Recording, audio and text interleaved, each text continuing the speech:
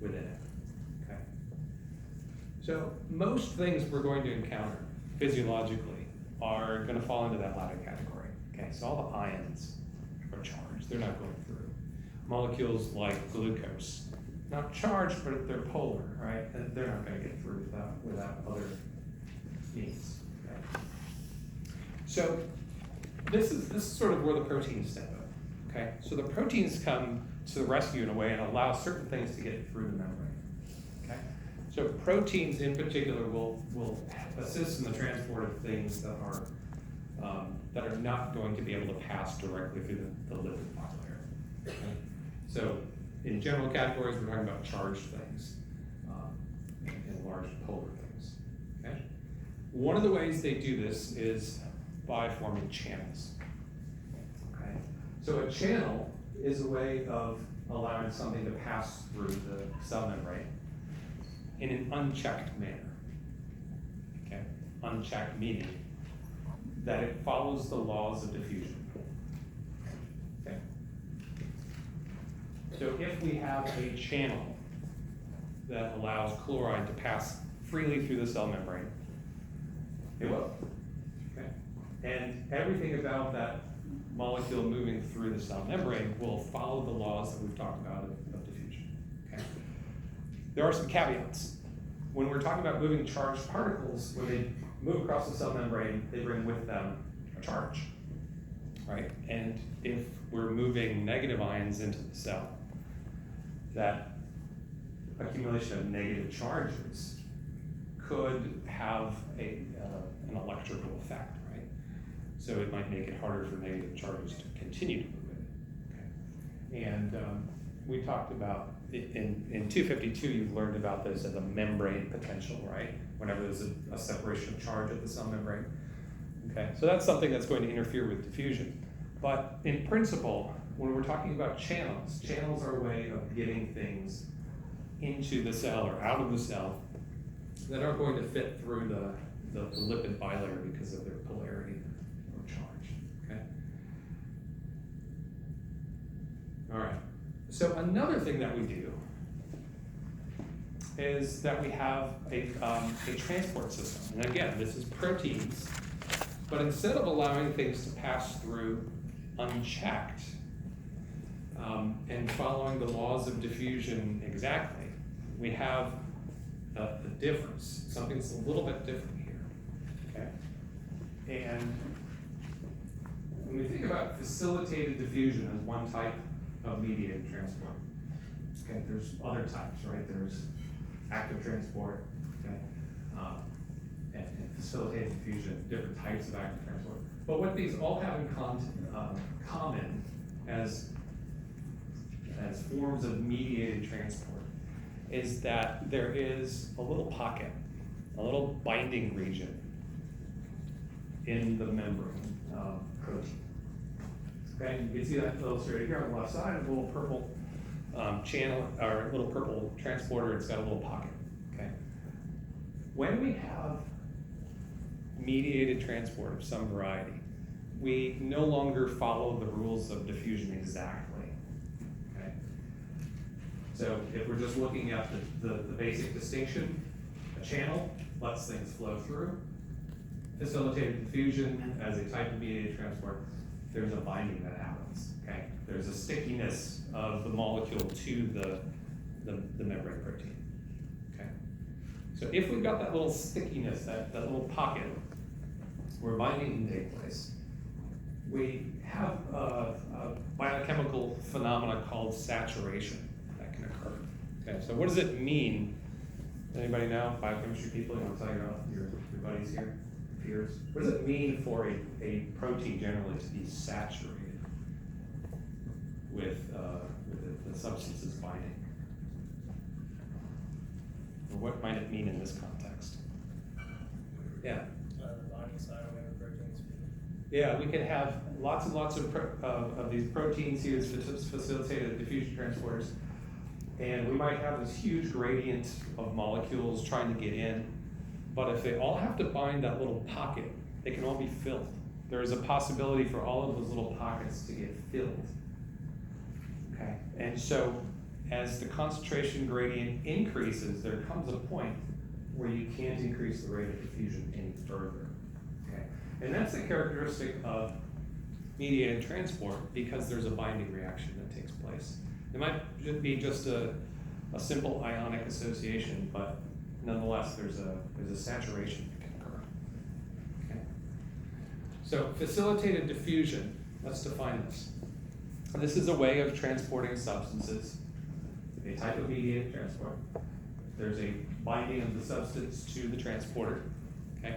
And facilitated diffusion requires no input of any external energy, but that molecule will always move down its concentration gradient, okay? An example of this is a glucose transporter that we have in our intestinal cells. We're pulling glucose out of our digestive tract, goes through the cells, right? Here's a purple cell. And how does it get from there into the blood? Blood's over here on your right, okay? How does it get over there? Well, it goes through this little facilitated diffusion transporter. And what it does is it's sort of an unstable protein. It kind of flops between open on one side and open on the other side. And diffusion can actually move substances either way through this transporter. Okay, either way. But in this case, we've got a lot of glucose molecules piled up inside the cell, okay? And what's going to happen is that because the concentration gradient is in favor of it, we're going to be moving those glucose molecules through the transporter outside of the cell towards the blood, okay? So these transporters help to allow diffusion to take place for molecules that otherwise can't go through the lipid bilayer. So very important to have this. Yeah. Is there ever a case in which the binding site could be blocked for a different reason, like not that it's full, but that maybe like the protein is in the wrong shape or something that could block all this? Yeah, there are ways that we can control these transporters, and some of them have to do with blocking the ability of the natural molecule to kind of come in and bind to it. These can be internalized into little vesicles, so they're no longer on the cell membrane.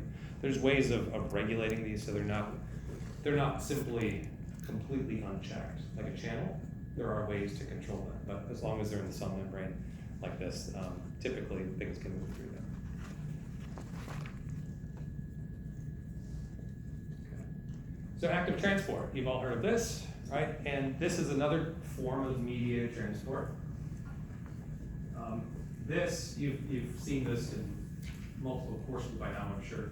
The sodium potassium ATPase pump. This is responsible for huge amounts of energy expenditure in your body. It's probably the most important innovation we have in our repertoire of molecules. Really, really important for life on Earth, okay? This molecule uses a molecule of ATP as a source of energy. Okay. Because ATP is the currency that's used throughout the body, all over every cell of your body, they're using ATP as a way to convert chemical energy into something, whether it's moving a little pump like this, or it's moving myosin, right, in muscle contraction. There's lots of things that energy does, okay? But because this pump is using that primary source of energy in the body, we call this a primary active transporter. Okay. And what's unique about this, or you tell me, what's happening here that's not happening in facilitated diffusion? What are we doing that's different? Yeah. Yeah, we're moving something against its concentration gradient. Okay. And you hopefully all remember that sodium is highly concentrated outside of our cells, right? And there's a low concentration inside. And so we're pushing sodium, you can think of this as pushing it uphill, for example. It's moving, we're moving it out of the cell where there's already a lot out there. In other words, we're increasing the concentration gradient by its action. Okay. Secondary active transport relies on primary active transport. Okay. So when we pump sodium out, we are creating and maintaining this sodium gradient outside of our bodies, okay? And that gradient that we produce, all cells of our body are pumping sodium out. There's low sodium inside, high outside. Okay? That is a new form of energy that can be used. That tendency for sodium to try to drive its way into the cells can be harnessed, and that's what secondary active transport is. It's using that sodium gradient that was produced by primary active transport. Okay? So we have primary active transport and secondary active transport. Both of these are going to be using energy in some form to move something against its concentration gradient. Okay? And then on the other hand, we have facilitated diffusion, which allows things to go down in concentration gradient. Okay? So all three of these, primary, secondary active transport, and facilitated diffusion, all three of these are mediated transporters. Okay? That is, they're not simply a channel that allows things to pass through, but there's a binding that takes place. Okay? So, this little illustration I've got here, we're looking at two different lines here. We're looking at purple and green. Anybody colorblind? Awesome. Purple and green shouldn't bother you, right? All right, good. Purple and green. We've got one that's straight and one that's curved, right? So take a look here at what we're looking at. We're looking at the rate of transport, the flux across a membrane. And then we're looking at different concentration gradients. So low concentration gradients on the left, and if we were hypothetically to increase concentration gradient going to the right, okay? Which of these lines represents the case for simple diffusion? Okay, I'm going to put this up and pull everywhere so you can answer there. A or B. You guys can talk with one another, of course, and plug your answers to pull everywhere.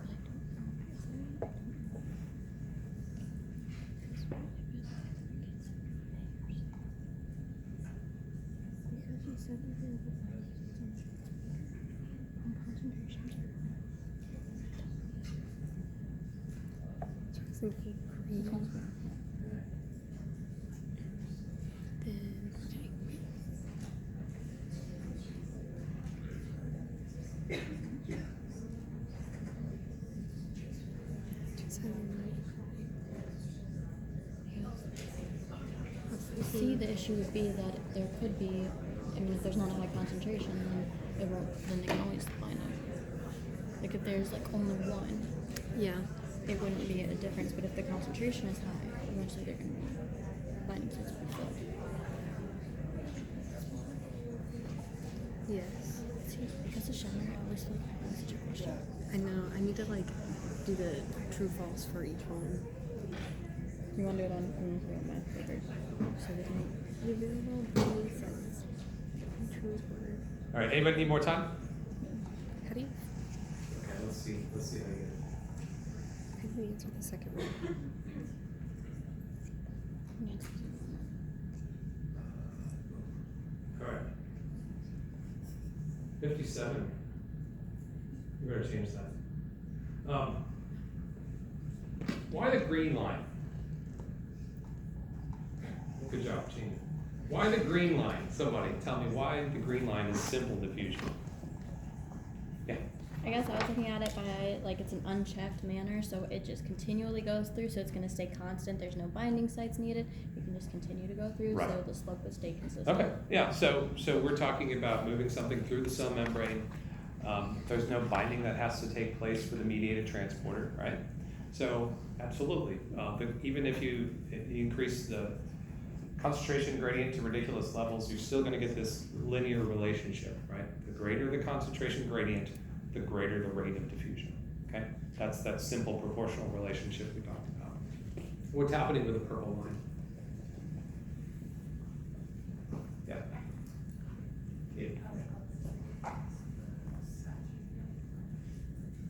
Yeah, this is a prime example of what it looks like for something to become saturated, right? As we increase the concentration gradient, right? For some part of it's gonna be linear, right? Just like with simple diffusion. But as we reach the point where all of those transporters are having their substances bound, right? Then it gets harder and harder to move things into the cell. So even as we increase the concentration gradient, it levels off, and we've reached our maximum ability to transport something. Okay. I think you may have encountered this with the kidneys in 252, if you ever learned about the transport maximum of glucose. Does that sound remotely familiar? No? Okay, we'll get there. All right.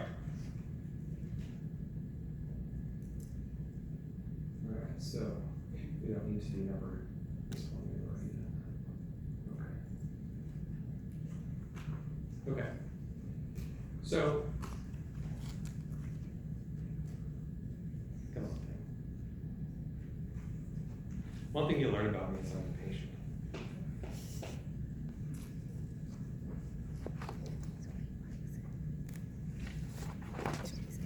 Okay. So let's talk a little bit about this primary active transporter, because it's one of my favorite things. The saturation. In biology, not with work, but in biology, it's pretty cool. So there are some numbers here. I'd like you to, you'll eventually get comfortable with these numbers, but what we're looking at here are concentrations. Okay, so number of molecules per volume. So this is a millimoles per liter. This is a very typical concentration to talk about. Okay, so when we look at sodium, you'll see that it's about 10 times as concentrated outside than inside, right? So it's 15 millimoles and not quite 150 millimoles per liter outside. Okay, so there's a strong gradient there. And potassium's about the is in the opposite direction. All right, although it's a stronger, about 30 times difference. Okay, so 5 millimoles per liter on the outside and 150 on the inside. Okay, and so this pump is working, and it's pushing both of these molecules in opposite directions, and both of them are being moved using the energy of ATP against their concentration gradients. Okay, so one concept I want to familiarize you with as we go into this course is that when we're talking about cells and moving substances, the concentration gradient isn't only important for diffusion. The concentration gradient matters for even things like active transport. Okay. So, what would we? Okay. So the answer here is no. Okay, but why? What would happen if we increased the amount of sodium on the outside, or if we increased the amount of potassium on the inside? What do you think would happen to this pump?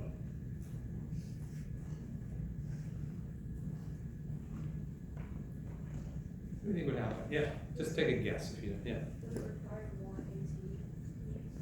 Okay, so this is a great response. It's not quite right, but it's a great response because she says, wouldn't it require more ATP? ATP, we get one operation of this pump per ATP. So we can't give it more ATP and expect it to do more. So what happens is actually the pump, kind of in the opposite way, does less with that one ATP. Okay, so the concept is right. It takes a certain amount of energy to move the sodium out and the potassium in. Okay, but if we increase the work that it's trying to do, right? It's sort of like pushing these molecules up a hill, right? And if the ATP can only push it up a certain incline, and we increase the incline, right? Increase the gradient, we do less work. Okay, so what ultimately happens in cases like this is that the molecule sort of fails to function, it sort of slips. Okay, and overall, you think the cell's got lots and lots and lots of these sodium potassium pumps. The ultimate result is that when we have a higher concentration gradient, there's overall less sodium pushed out. Okay, so the same amount of energy is consumed, but we're unable to push as much sodium out, okay, or push potassium in. So if we have hypernatremia, right, which is a high salt concentration in our exterior fluid, external fluids. That hypernatremia makes it harder for the sodium potassium pumps to work. Okay? And we get less sodium pushed out, and we get less potassium pushed in. Okay? So these things are working, but they're not working in a vacuum, right? And if we lowered the sodium on the outside, we'd actually move more sodium out there. Okay?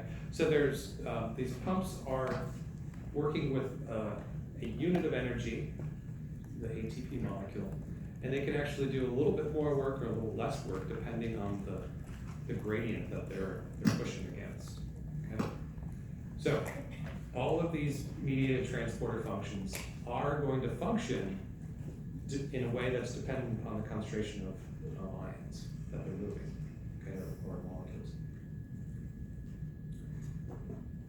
Okay, so let's take this one step further. Let's talk about a molecule called digitalis.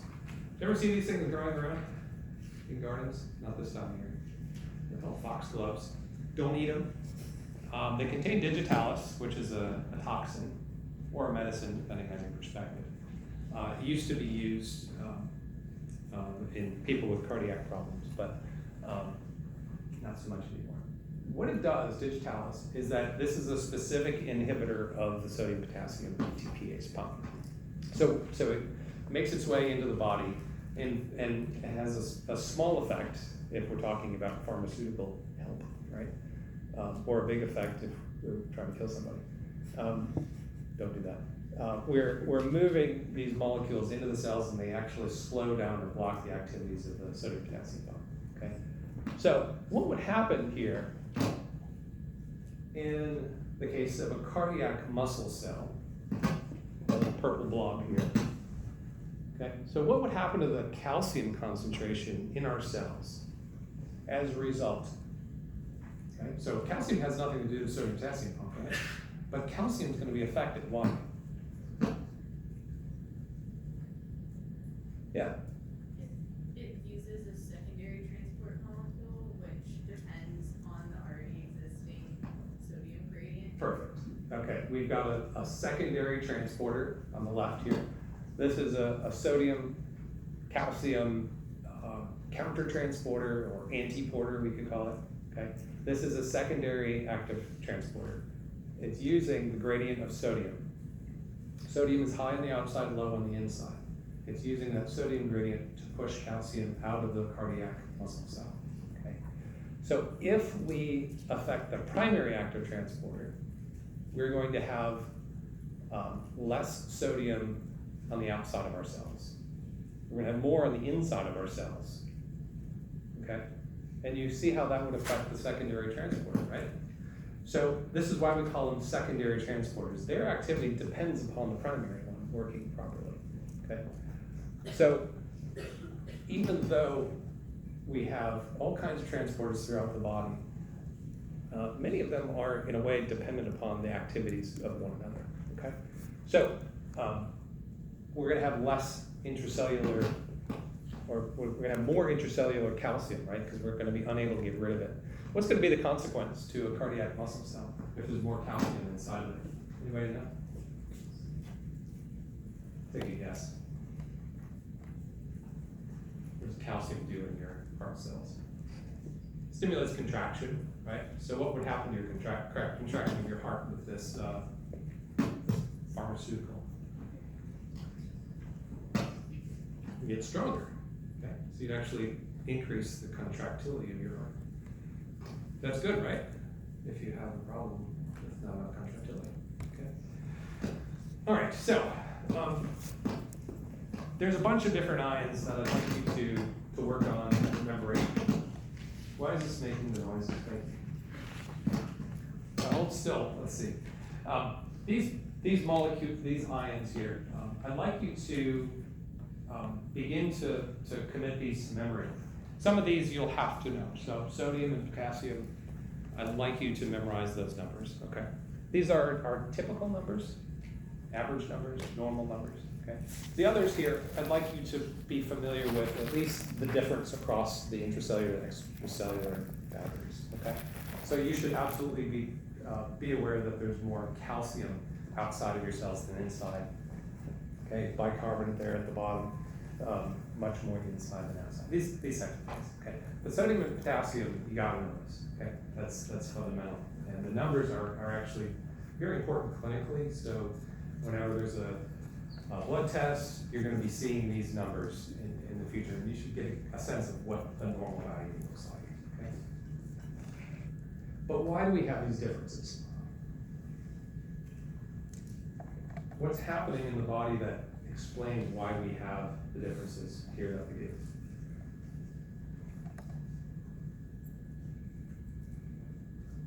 Any ideas? I mean, you're all good science majors and you accept what you're told. Okay, that's great, but why are they the way they are? Yeah. Do pumps maintain that? Yeah, the pumps really are responsible for this. So it's not just that they exist and that's the end of the story. There are pumps that make it so. Okay, so throughout your body, you've got these pumps.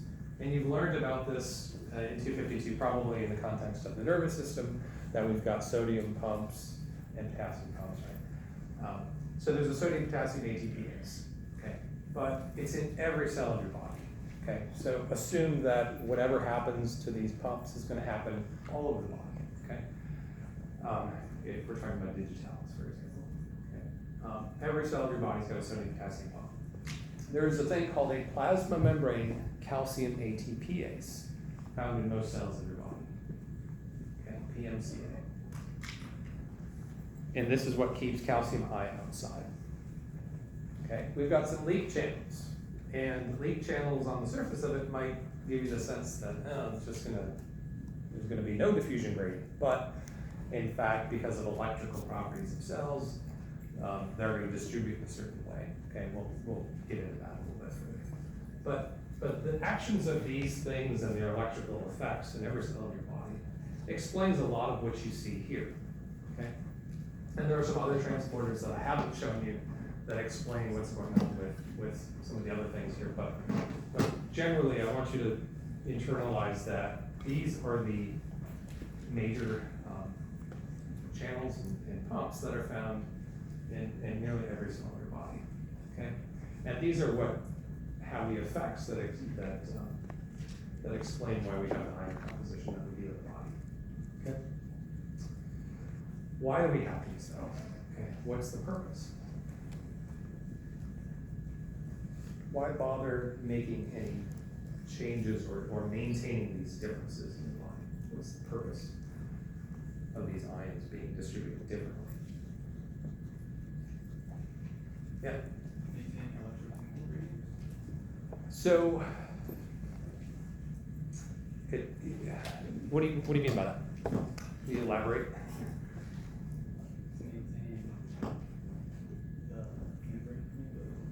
So having the ions distributed the way they do does explain how we arrive at having an electrochemical gradient of membrane potential that is maintained. Okay, that's true. What else? What do we do with these molecules or these ions?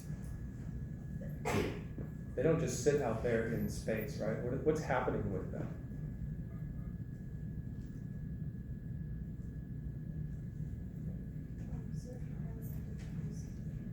I'm sorry, can you say it louder? Different ions have different uses within cells, so calcium in our muscle cells for Okay, so calcium in our muscle cells, in the heart example we just used, are used to stimulate contraction, right? So keeping calcium out of our cells keeps our muscle cells, our heart cells, from contracting, right? And that's just as important as them contracting. Okay? Calcium is also used, you might remember this, at the end of an axon, calcium comes in, right? And what does it do? It stimulates neurotransmitter release, right? So calcium is a signaling molecule that we intentionally keep out of the cytosol, except when we want to send a signal, okay? And sodium and potassium are used in not only maintaining the membrane potential, but then when we want to change it, right?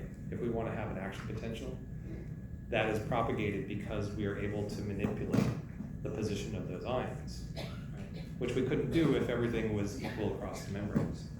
Okay, so we're moving these ions around and keeping them separate in different containers or different chambers of the body, so to speak, inside the cell or outside the cell. But when we want to do something, we can then release them and get them to do things for us and allow diffusion to work for us. Okay. All right, here's kind of a summary. Things we haven't yet talked about. We're not going to spend much time on vesicular transport, but this is another way that things get moved across cell membranes, right? We can have a endocytosis and pull something in, right? And osmosis is often presented as a type of diffusion, although it's a little bit different, okay? One thing I want to point you to, is at the very end of the lectures. I will never spend any time on these. I'm putting some questions here at the end that help you to take a look and summarize some of the major concepts if it ever shows up. So keep those in